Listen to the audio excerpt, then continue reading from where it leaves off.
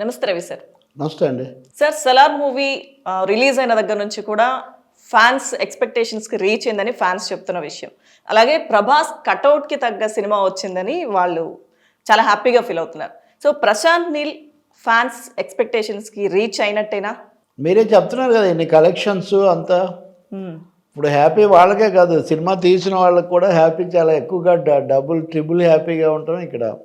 ఇంకోటి పరిశ్రమ కూడా బాగా విజయవంతమైన సినిమా వచ్చింది. ఎందుకంటే ఒక భారీ సినిమా అందరూ ఆశలు పెట్టుకొని దాని వసూళ్ళు ఎంత ఉంటాయి, దానికంటే ఇది ఎక్కువ, ఇట్లాంటివన్నీ ఆలోచిస్తున్నప్పుడు అది ఫ్లాప్ అయితే ఉండే డిజాస్టర్స్, ఒకవేళ డిజాస్టర్ అయితే ఉండే ఎఫెక్ట్ మనం ఊహించలేం. అదే విజయవంతమైనప్పుడు సహజంగా అందరూ దాన్ని స్వాగతిస్తారు.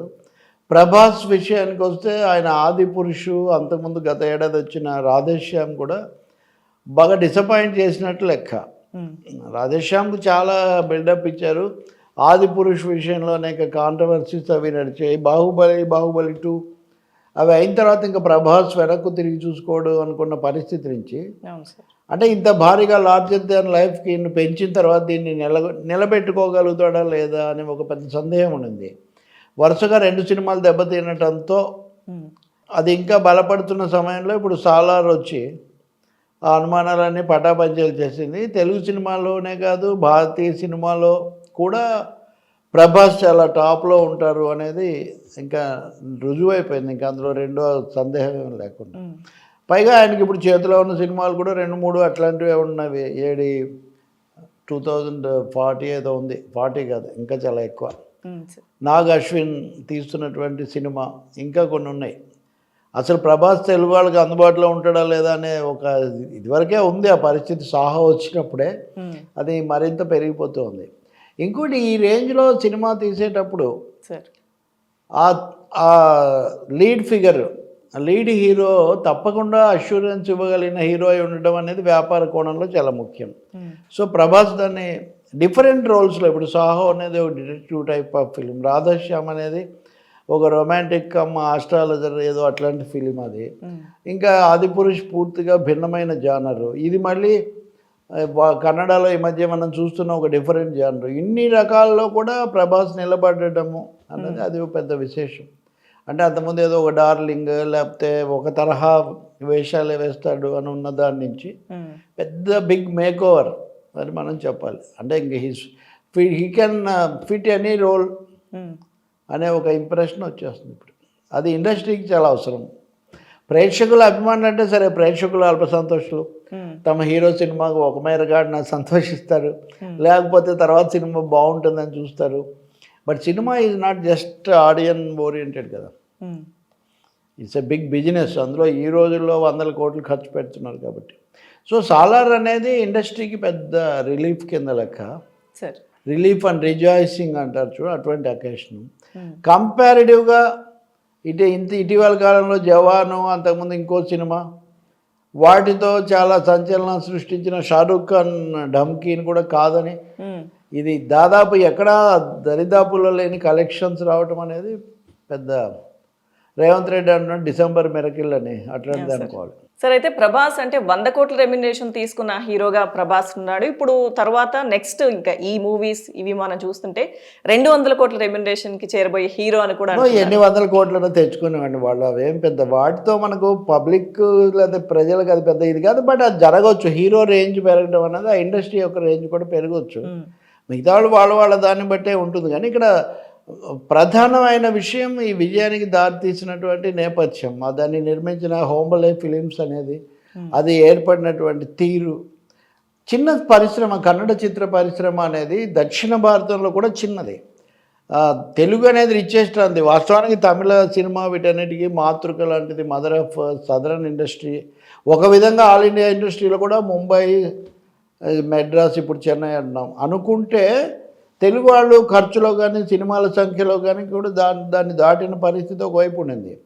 కంపారిటివ్గా మలయాళం, కన్నడ అనేది ఎక్స్పెరిమెంటల్ ఫిలిమ్స్, ప్యారలల్ ఫిలిమ్స్, సమాంతర చిత్రాలు, సంస్కార, కాడు ఇట్లాంటి సినిమాల గురించే వాటి ఎక్కువ చెప్పుకునేవాళ్ళు. అక్కడి నుంచి నెమ్మదిగా రాజ్ కుమార్ లాంటి వాళ్ళు పెంచితే, ఆయన కుమారుడు ఇప్పుడు లేడు, పునీత్ రాజ్ కుమార్, వీళ్ళు వచ్చిన తర్వాత దాని లెవెల్ ఇంకా పెరిగి కమర్షియల్గా కన్నడ సినిమా తెలుగు సినిమాను మించిపోయిందనే చెప్పాలి. ఇప్పుడు సాలార్ తర్వాత సార్ తెలుగు సినిమా రేంజ్ని కూడా మించింది. కేజీఎఫ్ అప్పుడే అది షేక్ అయింది. అఫ్కోర్స్ బాహుబలి సినిమాతో రాజమౌళి తెలుగు సినిమాను గ్లోబల్ రేంజ్ తీసుకుపోయాడు, ఆర్ఆర్ఆర్తో ఆస్కార్ తెచ్చిపెట్టాడు. ఇవి నిజమే, అందరూ ఒప్పుకోవాల్సిన విషయాలు. కానీ ఆ తీయడానికి ఆయన తీసుకున్న సమయము చాలా ఎక్కువ. 3-4 ఇయర్స్, 3 ఇయర్స్, 2 ఇయర్స్. వాటికి పెట్టిన రేంజ్, ఎక్స్పెండిచరు, స్టార్డమ్ ఇవన్నీ కూడా చాలా ఎక్కువ. కానీ మీరు హోంబలే వాళ్ళు తీసినటువంటి వరుసగా 3 సినిమాలు, KGF1, KGF2, కాంతారా, ఇప్పుడు సాలార్, ఇవి తీసుకుంటే వీటి మీద పెట్టిన సమయము, వ్యయము కంపారిటివ్గా చాలా మొదటి 3 అయితే మరీ అసలు అనూహ్యం. ఇదన్నా కొంచెం ఎక్స్పెక్టేషన్ ఉంది. ఎందుకంటే ముఖ్యంగా ప్రభాస్ వల్ల, రెండవ దర్శకుడు అయినటువంటి ప్రశాంత్ నీల్ ఇప్పటికే ఒక రేంజ్కి వెళ్ళిపోయాడు కాబట్టి ఆ విధంగా వచ్చిన ఎక్స్పెక్టేషన్స్ తప్ప KGF లేకపోతే కాంతారా తీసినప్పుడు అవి ఇంత సంచలనం సృష్టిస్తాయని ఎవరు ఊహించింది లేదు.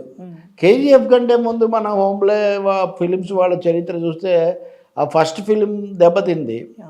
ఆ దెబ్బతిన్న తర్వాత కూడా వాళ్ళు గట్టిగా నిలబడి అలాగే ఏమాత్రం వెనక్కి పోకుండా, అతని పేరు విజయ్ కందార్ అనే ఆయన, వాళ్ళ బావ ఆయన పేరు కూడా చలువు గౌడ, వీళ్ళు కలిసి ఏదైనా ఫెయిల్ అయినా ఇది ఒక ఇండస్ట్రీ, ఓ క్రమ పద్ధతిలో తీయాలని చెప్పి వాళ్ళు ముందుకు పోయిన తీరు చాలా ఆశ్చర్యం కలిగిస్తుంది. సో అక్కడి నుంచి నెక్స్ట్ ఫిలిం వాళ్ళు ఒక ఫిలిం తీశారు, అది కూడా యావరేజ్ హిట్ అయింది. ఆ తర్వాత పునీత్ రాజ్ కుమార్తో తీసిన రాజ్ కుమార్ సినిమా, అది చాలా చాలా సక్సెస్ అయింది. ఇంకా అక్కడి నుంచి KGF. నిజానికి KGF తయారవుతున్నప్పుడు, యాష్తో అది తీస్తున్నప్పుడు అది అంతా గ్లోబల్ సంచలనం అవుతుందని ఎవరు ఊహించలేదు. కానీ మల్టీలింగ్వల్గా తీయాలని అనుకున్నారు. కానీ అది నడుస్తున్నప్పుడే ఆ యాష్ దీన్ని మనం హిందీలో కూడా తీయాలి, దీనికి హిందీకి కూడా రేంజ్ ఉందని చెప్పారు. సో KGF ఆ సినిమా అంతా కోలార్ గోల్డ్ ఫీల్డ్స్ కదా, నిజంగానే బంగారం పండించింది ఆ సినిమా వాళ్ళకు. దానికోసం వాళ్ళు తీసుకున్న అప్రోచు, ఎక్స్టెంట్, ప్రతిదీ, అందులో ప్రతి విషయం కూడా నార్మల్ ఇంగ్లీష్ తెలుగు సినిమా, ఇండియన్ సినిమా రేంజ్ని దాటి చాలా నమ్మకంతో అదంతా కూడా చేశారు. ఇంకా అది వందల కోట్లు చేసి అన్ని భాషల్లో ఇదైన తర్వాత ఆ వెంటనే వాళ్ళు ఒక చిన్న సినిమా తీశారు, యువరత్న అని. మళ్ళీ అంటే ఇప్పుడు ఏమంటుంటారంటే, మామూలుగా పెద్ద సినిమాలు తీసేవాళ్ళు అది మా రేంజ్ తగ్గుతుంది, అది ఇది ఇట్లాంటివి ఏం పెట్టుకోకూడదు. సినిమా అనేది ఒక ఇండస్ట్రీ, ఒక బిజినెస్, ఒక ఆర్టిస్టిక్ క్రియేషన్. ఈ మూడింటికి అదే ఆడియన్స్తో కనెక్ట్ కావాలి. ఈ 4 మనం పాటించడం ముఖ్యం తప్ప పెద్ద చిన్న అని పెట్టుకోకూడదని. అది కూడా బాగా హిట్ అయింది. అయిన తర్వాత KGF2 నాటికి ఇంక ఎక్స్పెక్టేషన్స్ ఉన్నాయి బాహుబలి 2 లాగా. అదే యాష్, అది మరింత చాలా బ్రహ్మాండమైంది. ఈ మధ్యలో కాంతారా నిజానికి అంత పెద్ద సినిమా అవుతుందని ఎవరు ఊహించిన విషయం కాదు. అదేదో కేవలం దర్శకులు వీళ్ళ వాళ్ళకి కాదు, ఆ తులు తెగ వాళ్ళ అలవాట్లు, వాళ్ళ సంస్కృతి, ప్రత్యేకతలు, వాళ్ళ నృత్యాలు, జానపదాలు, లేకపోతే జానపదుల విశ్వాసాలు, వాటి ఆధారంగా నిజానికి వీటికి మూలాలు మీరు పాత సినిమాల్లో కూడా ఉంటాయి. మీకు కాడు, లేకపోతే ఆ దేవర అనే ఒక సినిమా ఉంటుంది, అందులో వాడు పూజారి చాలా డ్యాన్స్ చేస్తుంటాడు. అతని భార్య అక్కడ తప్పు, ఆ దారిద్ర్యం వల్ల తప్పు చేసిందని తెలిసిన తర్వాత అతను ఆ రోజు రాత్రి చాలా డ్యాన్స్ చేస్తాడు ఆ సినిమాలో. అతని జీవితంలో చేయనంత భయంకరంగా డ్యాన్స్ చేస్తాడు. దాంతో ఆ పిక్చర్ ఎండ్ అయిపోతుంది. మీరు కాంతారాలో చూసింది చూద్దాం. నిజానికి అది దాన్ని అంతకుముందు కన్నడ సినిమా ఏవైతే ఆల్టర్నేట్ సినిమా కింద, ప్యారలల్ కింద ఎక్స్పెరిమెంట్స్ చేశారో వాటిని వాళ్ళు చాలా భారీ సినిమాల కింద, కమర్షియల్ సినిమాల కింద కన్వర్ట్ చేసి విజయం సాధించడం మనం ఇక్కడ గమనిస్తాం. KGF కూడా అంతే. కోలార్ గోల్డ్ ఫీల్డ్స్ పడిన తర్వాత ఏరియా అదంతా కూడా మారిపోయింది. కానీ దాంతో అనేక కథలు ముడిపడి ఉన్నాయి. మాఫియాలు, డబ్బులు, రాజకీయ నాయకులు ఇవన్నీ కాకుండా, సో రాజకీయాలు ఇవన్నీ కూడా కలిపి దాంట్లో మళ్ళీ ఇందిరాగాంధీ లాంటి పాత్రను, హిస్టరీని కూడా రీక్రియేట్ చేసి ఇదంతా అన్నది ఒక పెద్ద ఎక్సర్సైజ్ చేశారు. స్టార్ క్యాస్ట్ విషయానికి వస్తే మటుకు స్టార్ క్యాస్ట్ కోసం పెద్దగా పాపులర్, మంచి స్టార్స్ ఉంటారు కానీ, but story line, picturisation, range అది ఇంపార్టెంట్ అనుకోవడం వల్ల ఇన్ని సక్సెస్లు సాధించారు. సో నిజానికి సాలార్కు ముందే బేస్ ఏర్పడి ఉంది.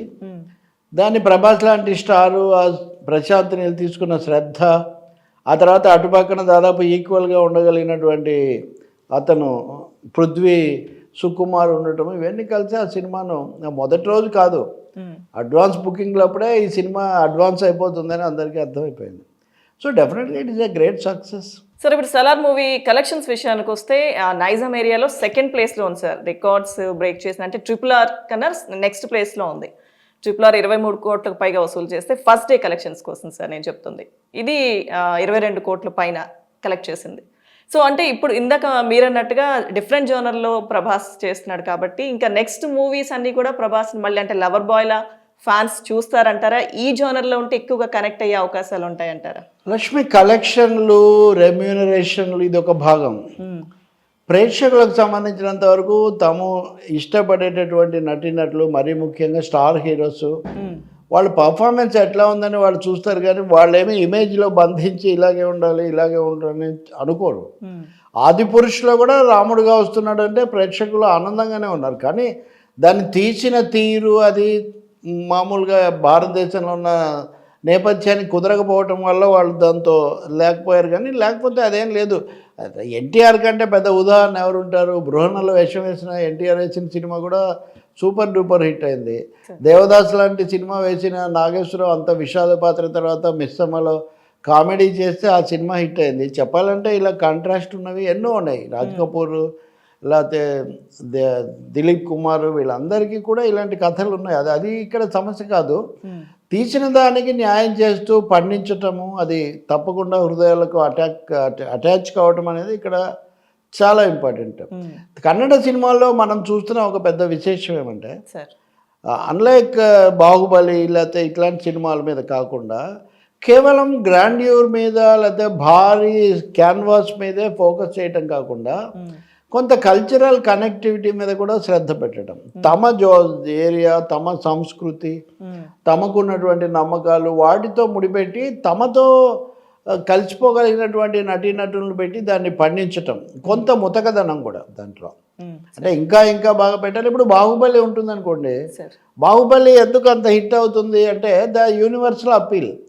ఏ దేశంలో చూసినా కానీ అన్నదమ్ములు వాళ్ళ మధ్య ఘర్షణ, ఒకడు తప్పు చేయడము, తల్లి ఇప్పుడు ధృతరాష్ట్రుడు లేకపోతే ఇటువైపు శకుని అనుకుంటే ఆ పాత్రలే ఇంచుమించు వేరే రూపంలో రాజమౌళి ధృతరాష్ట్రుడి బదులు శివగామిని పెట్టాడు, అటు పక్కన శకుని బదులు వాళ్ళ నాన్నను ఏదో ఒక రూపంలో ఆయన కూడా పెట్టాడు. ఇవన్నీ కనబడకుండా డైరెక్టర్స్ మేనేజ్ చేస్తూ ఉంటారు. కాంతారా సినిమా లాంటిది వచ్చిన తర్వాత ఈ స్టైల్లోనే వాళ్ళు అలా పెంచుకుంటూ వస్తున్నారు. సో కల్చరల్ కనెక్షన్ అన్నది ఇక్కడ చాలా ముఖ్యమైనది. మనం కోరుకోవాల్సింది ఒకటి, కల్చరల్ కనెక్షన్ అనేది గతాన్ని ఇంకా ఇంకా తవ్వుతూ ఉండటం అటువైపే కాకుండా ప్రజెంట్ ఏజ్ కూడా సూట్ అయ్యేటట్టుగా దాంట్లో నుంచి కొంచెం ముందు చూపు నేర్పించి కొంచెం విశాలత్వం నేర్పించగలిగితే ఈ పిక్చర్స్ మరింత విజయం సాధిస్తాయి. మనం ఇంగ్లీష్లో కూడా అవే చూస్తాం కదా వాళ్ళ సినిమాలు, బెన్హర్, 10 కమాండ్మెంట్స్, లేకపోతే ఇట్లాంటి వాటన్నిటిలో కూడా ఒక ఇన్హరెంట్ ఒక మెసేజ్, ఒక వాళ్ళు వింటున్న రకరకాల కథలు, ఫ్యాబుల్స్తో కనెక్టివిటీ ఉంటుంది. ఇప్పుడు మీరు RRR కూడా అంతే. RRR నిజానికి ఆర్టిఫిషియల్ సక్సెస్ ఎక్కువగా వచ్చింది, ఆస్కార్ కూడా వచ్చింది. ఆస్కార్ రావడానికి కారణమైన పాట మటుకు తెలుగుదనాన్ని చూపిస్తుంది, తెలుగు భాషతో ఉందని ఒక నేటివ్ కనెక్షన్ ఉండడం వల్ల దాన్ని అది ఇంటర్నేషనల్ దీనికి వెళ్ళింది. అంటే RRRలో ఒక మిగిలిన కథ ఆర్టిఫిషియల్ కనెక్ట్, అది క్రియేటెడ్. బట్ ఆ పాటలో మటుకు పెట్టినవన్నీ న్యాచురల్ సింబల్స్ పెట్టారు, అది బాగా నచ్చింది. మీరు ఇప్పుడు మనం హోమ్లే ఫిలిమ్స్, ఈ వరుసగా వచ్చిన సినిమాలు చూస్తే వీటన్నిటిలో న్యాచురల్గా ఉన్నటువంటి నమ్మకాలను తీసుకొని వాటిని ఇంకొంచెం పెంచటం అనేది మనం చూస్తాం. అందువల్ల ఈ పద్ధతిలో వెళ్ళినంత వరకు అంటే మంచి స్టార్ ఉండి, డైరెక్టర్ ఫోకస్డ్గా ఉండి, నిర్మాణ సంస్థకు దాని పట్ల పూర్తి స్పష్టత, కమిట్మెంట్, నిబద్ధత ఉన్నప్పుడు సక్సెస్ తప్పకుండా వస్తుందనేది ఈ వరుసగా జరిగినవి మనకు చెప్తాయి. మనకి హిందీలో రాజశ్రీ ఫిలిమ్స్ కానీ, ఇప్పుడు తమిళంలో కూడా లైకా ఫిలిమ్స్ అనుకుంటాను, ఇప్పుడు లియో అది నడుస్తుంది కదా వాళ్ళు, కానీ తెలుగులో కూడా ఈ మధ్య మైత్రి మూవీ మేకర్స్ ఇట్లాంటి వాళ్ళు వరుసగా చేస్తున్న ఒక ప్రయత్నం ఉంది. ఈ క్రమంలో మనం గుర్తించాల్సింది ఏమంటే, సినిమా అనేది ఒక భారీ ఇండస్ట్రీగా, భారీ ఖర్చుతో కూడినటువంటిదిగా మారిపోతుంది. సినిమాని పరిశ్రమగా గుర్తించాలా వద్దా అన్న దాని మీద ఒకప్పుడు చాలా జరిగేది. ఆరుద్ర అవుతారు అన్నారు, సినిమాను పరిశ్రమగా గుర్తించారు కానీ మాకు తెలిసి ఇది బట్టి శ్రమే అని. అంటే చాలా శ్రమతో కూడినటువంటి ఒక పరిశ్రమ, అది కూడా సృజనాత్మకమైన శ్రమ పరిశ్రమ అది. కాబట్టి ఆ క్రమంలో తెలుగు సినిమా వివిధ దశల్లో వివిధ రకాల నిర్మాతలు, రకరకాల నేపథ్యాల నుంచి వచ్చిన వాళ్ళు, వ్యవసాయంలో మిగులు వాళ్ళు వచ్చిన వాళ్ళు, లేకపోతే ఆ తర్వాత రియల్ ఎస్టేట్లో వచ్చిన వాళ్ళు, ఆ తర్వాత ఇతర రకాలుగా కాస్త సంపద పోగుపడినది, అది నలుపో తెలుపో పక్కన పెడితే ఇలాంటి వాళ్ళు వస్తూ సినిమా పెరుగుతూ వచ్చింది. కానీ ఇప్పుడు ఒక హాలీవుడ్ తరహాలో ఇండియన్ సినిమా కూడా నెమ్మదిగా ఒక ఇండస్ట్రీగా మారడానికి కావాల్సిన రెగ్యులర్ ఇన్వెస్ట్మెంట్లు, దానికి సంబంధించిన ప్రాసెస్, ఒక ప్రొడక్షన్ అనేది ఒక పెద్ద దీనిలాగా తయారవుతున్న తీరు మనం చూస్తాం. నా బాహుబలి లాంటివి దానికి మొదటి గట్టి పునాది వేస్తే హిందీ సినిమా పెద్దది అంతర్జాతీయమైన పేరు ఉంది, కానీ అది లాంగ్ టర్మ్లో అది మోర్ యాజ్ ఏ డ్రీమ్ ఫ్యాక్టరీగా ఉండిపోవడం అనేది మనం చూస్తాము. అమితాబ్ బచ్చన్ ఎప్పుడు అనేవాడు అంటారు, తెలుగు సినిమా అనేది హిందీ సినిమా కంటే పెద్దది, బిగ్గెస్ట్ సినిమా హిందీ సినిమా అంటాం, పొరపాటు అని. ఇప్పుడు కన్నడ సినిమా తెలుగు సినిమాని కూడా కొంత ఛాలెంజ్ చేస్తుందా అనే ఒక సందేహం కూడా కలుగుతుందా. తమిళంలో కూడా వరుసగా మణిరత్నం అంత పెద్ద సినిమా తీయటం, అది మొన్న ఆయన కూడా సిరీస్ ఆఫ్ ఫిలిమ్స్ తీసారు. సిరీస్ రావటం కూడా ఇంతకుముందు లేదు, ఇది కూడా హాలీవుడ్లో ఉండేది. ఇప్పుడు పార్ట్ 1 పార్ట్ 2 మనం చూస్తూనే ఉంటాం. అది కూడా ఇండస్ట్రీగా ఏర్పడి దానికి డెఫినెట్ నిర్మాతలు, డెఫినెట్ బడ్జెట్ అష్యూర్డ్ అవన్నీ ఉన్నప్పుడే జరుగుతుంది. సో ఇక్కడ మనం పరిశ్రమగా పరివర్తన చెందుతున్న, లేదా ఒక భారీ లాభాలను కల్పించగలిగినటువంటి ఒక వ్యాపార సాధనంగా మారుతున్న పరిస్థితి కూడా చూస్తాం. సాలార్ విజయం వెనుక ఇన్ని ఉన్నాయి. ఇప్పుడు ఈ తర్వాత వచ్చే ప్రభాస్ సినిమాలు, అలాగే ఇతరులు కూడా భారీ సినిమాలు అనేకం ప్రామిస్ చేసి ఉన్నారు. అవి సక్సెస్ అవుతున్న కొద్దీ ఇండియన్ ఫిల్మ్ ఇండస్ట్రీ గ్లోబల్ స్కేల్లో చేస్తుంది. చిరంజీవి ఈ సినిమాను అభినందిస్తూ ఇచ్చిన ట్వీట్లో ఆ మాట, నటులను ప్రభాస్ను అభినందించడంతో పాటు ఈ మాట కూడా వాడారు, ప్రపంచ సినిమాను పెంచడానికి వైపు చేరడానికి జరుగుతున్న ప్రయత్నంలో ఇవన్నీ భాగమే. లెట్ వి విష్ అది సోషల్ పర్పస్ కూడా సర్వ్ చేసే విధంగా పెరగాలని మనం కోరుకుందాం. మీరు అడిగిన ప్రభాస్ విషయానికి వస్తే, ప్రభాస్ తప్పకుండా అంటే డార్లింగ్ సినిమా అప్పుడైనా డార్లింగ్ ఆఫ్ ది మాసెస్గా ఉంటాడు అనేది ఒకటి అర్థమవుతుంది. రెండవది కృష్ణరాజు కూడా వాస్తవానికి రెబెల్ స్టార్ కదా, రెబెల్ స్టార్ కృష్ణరాజు కూడా భారీ సినిమాలు తీసేవాళ్ళు ఉండేది వాస్తవానికి. బొబ్బిలి బ్రహ్మాండ ఆ రోజుల్లో చాలా పెద్ద సినిమా, తర్వాత ఇంకా కొన్ని కూడా తీసారు, భక్త కన్నప్ప కానీ, ఇవన్నీ బడ్జెట్ రీత్యా పెద్ద సినిమాలే. కానీ అప్పుడు ఇంకా ఇంత ఈ డబ్బింగ్లు ఇవన్నీ ఇంత ఫెసిలిటీస్ లేవు కాబట్టి ఆ సమయంలో ఒకసారి ఆయన అన్నారు ఏదో ప్రెస్ మీట్లో, ఆయన ధర్మాత్ముడనే వచ్చిన వాళ్ళదే ప్రొడక్షన్, రౌడీ వేషం వెళ్తాడు, అట్లా రోడ్డు మీదకి వస్తే బస్సులన్నీ ఆగిపోతుంటాయి, ఇలా ఆగుతాయా, ఇలా అడిగితే ఆయన ఒక మాట చెప్పారు. నేను కామెంట్ చేసా మాట్లాడుతూ, ఆయన అన్నాడు అనమాట, మన హీరో ఇలాగే ఉండాలని కోరుకుంటారు, మనము ఆహారంలో అన్ని కూరలు రకరకాలుగా చేసుకుంటాం కానీ అన్నం మటుకు అదే అన్నం తింటాం మనము, ఎందుకో ఇండస్ట్రీలో హీరో అలాగే ఉండాలని ఉంది. నేను ఈ సినిమాలో అదేది కటకటాల రుద్రయ్య, తర్వాత మన ఊరి పాండవులు సినిమాలు రిలీజ్ అయినాయి. మన ఊరి పాండవులు కూడా హిట్ అయింది, నాకు మంచి పేరు కూడా వచ్చింది. కానీ కటకటాల రుద్రయ్య కూడా ఎక్కువ హిట్ అయ్యి ఎక్కువ డబ్బులు వచ్చాయి. అప్పటి నుంచి నన్ను మన ఊరి పాండవులలో కాకుండా కటకటాల రుద్రయ్యలాగా చూడటం అనేది జనం మొదలు పెట్టారు. ఇండస్ట్రీ అనేది ఫైనల్ గా బిజినెస్ కాబట్టి కటకటాల రుద్రయ్య తరహా వేషాలు నాకు వస్తూ ఉంటాయి, నేను అవి వేస్తుంటాను ఇంకా అని. సో కృష్ణరాజు నుంచి ప్రభాస్ వరకు వచ్చినప్పటికీ కూడా ఇండస్ట్రీ లక్షణం అది, వీలైనంత వరకు వాళ్ళు ఏ పాత్ర ఏ తరహా ఎక్కువ డబ్బులు కురిపిస్తుందో దాని వైపు నడిపిస్తారు. ఇందులో నిజానికి మీరు ప్రభాస్ కు 200 కోట్లు రావడం అది అదొక లెక్క, అంతనా ఇంత అది కూడా జరిగింది. చర్చ హీరోల రెమ్యూనరేషన్ తగ్గించుకోవాలి, ఇవన్నీ అది ఇండస్ట్రీ వ్యాపారంలో వచ్చేదాన్ని బట్టి పెట్టుబడి పెడతారు. దాని గురించి బయట వాళ్ళు చేయగలిగింది ఏమీ లేదు. కానీ నిర్మాతలకు ఎన్ని వందల కోట్లు వస్తున్నాయి అనేది కూడా మనం చూసుకోవాలి. తమకు వస్తుంది కాబట్టి వాళ్ళు పెడుతూ ఉంటారు. ఇందులో ప్రేక్షకులుగా మనకుండే పాత్ర దాదాపు ఏమీ ఉండదు, అది పెద్ద అవసరం కూడా లేదు. ఇప్పుడు మనము మన సోషల్ మీడియాలో ఎక్కువగా అది క్రికెట్ ఆట అయినా, లేకపోతే అది ఒక పెద్ద చిత్రం వేసినా, ఒక ఏ కళ అయినా ప్రతిదాన్ని దాంతో ఎంత డబ్బు వచ్చింది అనేదే ఎక్కువ కొలబద్దగా చెప్తూ ఉంటాడు. ధనమూలం మీద జగత్ అని డబ్బు రావటం అనేది ముఖ్యమే, కానీ అన్నింటినీ మనుషులు డబ్బులతో కొలవరు. ప్రభాస్కు 200 కోట్లు వచ్చినా రాకపోయినా సార్ ప్రేక్షకులు సినిమాను చూసి ఆనందిస్తారు తప్ప అది కేవలం వ్యాపారపరమైన భాగం. తప్పకుండా ఆయన రెమ్యునరేషన్, ఆయన వస్తున్న రెస్పాన్స్కు రెవెన్యూకు తగినట్టుగానే పెరుగుతుంది, అందులో సందేహమే లేదు. Thank you sir.